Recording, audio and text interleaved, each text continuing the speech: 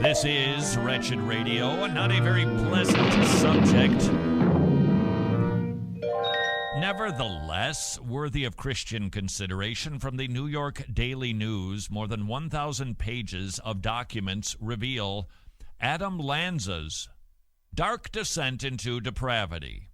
What can we learn from this? Oh, I think there is much to learn from this. Is it all conclusive? No, it's not. But clearly there is an issue in this country that needs to be dealt with better than it currently is, and that is the issue of mental illness. If we can't say that somebody like Adam Lanza had some mental struggles, then it doesn't exist anymore. He's Mr. Sandy Hook, if you recall, mowed down a bunch of kids, teachers. He didn't even know them. They were obtained by The Current, and it indicates, here's lesson number one, doctors had prescribed or suggested Adam take medication over the years, but that he would often refuse to take them or declined to be described. Now, that doesn't mean he didn't take them.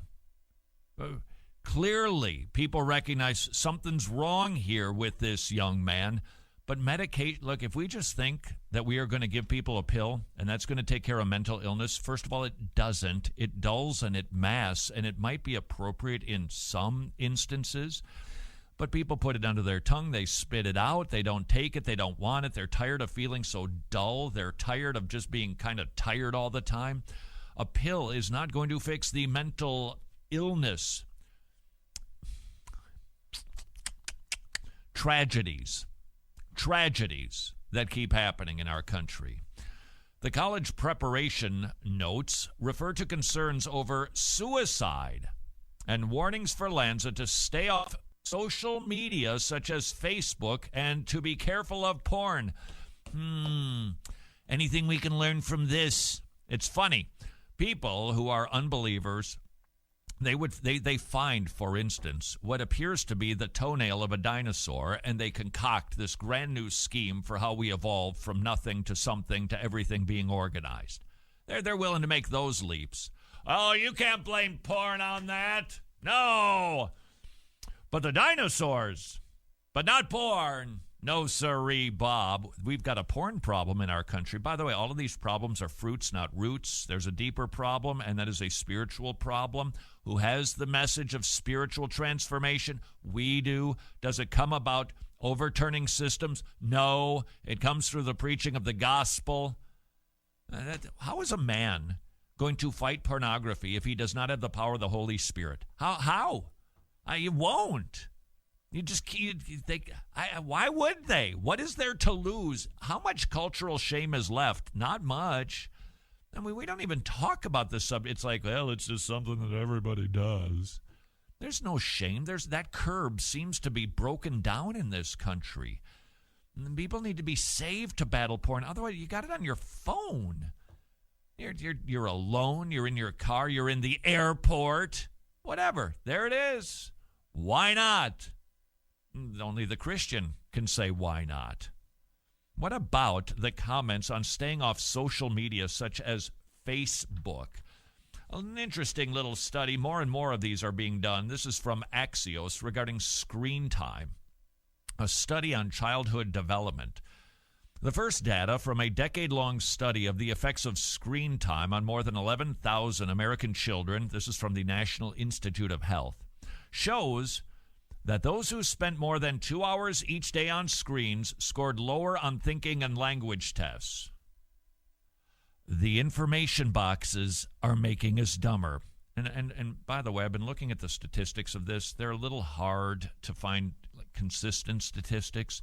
Younger people tend to spend more time on their screens. 90% of that time they're averaging over 2 hours. The millennials are averaging over 2 hours a day screen time. Most of it is on apps. Just to give you a heads up on this, perhaps this will serve as an encouragement as you're considering your year-end giving here for Wretched, which is really important to us. We're going to be building a new app, a good one. We're going to be getting onto the platforms that the millennials are on because they're not currently on the traditional venues that you and I use to consume media. They don't use cable TV. They use YouTube, but they use apps a ton. So if we want to reach them, we better get in the game, and that's what we're going to be doing. We're going to start doing that, designing that, encouraging you to support that if you can in January, because we want to reach these kids. Screen time, to think that it doesn't have some sort of an impact.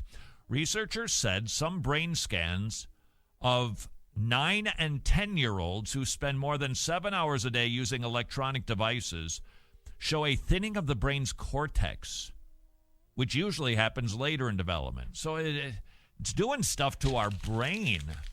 And it's not a curse. It doesn't have to be something that we just avoid because some people are struggling with it, but we should be aware of the struggles, shouldn't we? It's not a real world. I keep thinking about, there was just another video, another shooting in Atlanta. There's a shocker, happens about every 50. We're like Chicago sometimes. Turn on the evening news. We just call it Murder and Mayhem Hour. That's all it is. Murder and Mayhem. Who murdered whom next? Okay. All right, what town did that murder happen in? Okay, where was their chaos? Got it. Thank you for the Murder Mayhem update. It's just going on every place, it seems. And I think it's because these kids live in a fantasy world of not being real. These people who just run around the streets shooting bullets. I remember the one at the Chick-fil-A in Atlanta. Guys just popping. There's video of it. Guy popping off with his hand turned sideways, right? Every marksman knows that's the way to be accurate. Where did he get that? From a video game? From movies? From watching whatever superhero Rambo-style movies? Popping it off on the side. Because in the movies, we don't see anybody getting hurt. I can just shoot my gun in a parking lot at a Chick-fil-A. Then this guy, there was another one of these. Where is that coming from? It's got to be video, in my opinion. They're just, we have them playing games for hours every single day. And almost, not all, almost all of them. There are some thinking games, I give you that. There are some games that are just animation stuff. Okay. There are things that help your mental acuity. Sports, video, apps, got it. Yep, there's some of those. Majority of stuff, those Murder and Mayhem. And they're consuming it hours and hours and hours, and we're shocked that we produce an Adam Lanza. The report from the evaluator is a startling chronicle of severe obsessional behavior and dire warnings of what would happen to Adam Lanza should there not be appropriate intervention. Okay, what is the current system that we have for somebody like Adam? Here it is. Put him on medication. Here's the problem. They don't take it. Or it doesn't work. Or it causes them to have greater and more grandiose murderous ideations and suicidal thoughts. That's the system. Or here's the other system that we've got as a culture. This is our culture. This is how we have determined we are going to be handling issues of mental illness. We just let them live on the streets. I got to tell you, that doesn't look real kind to me. We just let them live under the bridges. Just feed the animals when you drive by if you want to, but we're just letting them live underneath there. Or our society waits for them to break the law, and then you go to prison.